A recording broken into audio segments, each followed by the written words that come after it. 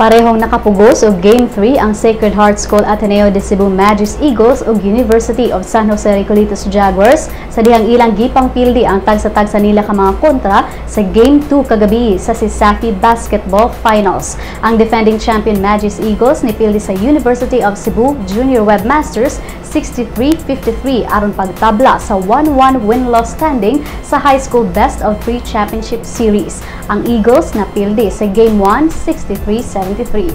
Samtang ang Jaguars munas ginhawang napildi o nipildi sa Southwestern University Cobra sa overtime 82-81 aron usab tablahon sa 1-1 ang ilang best of 3 battle for third sa College Division.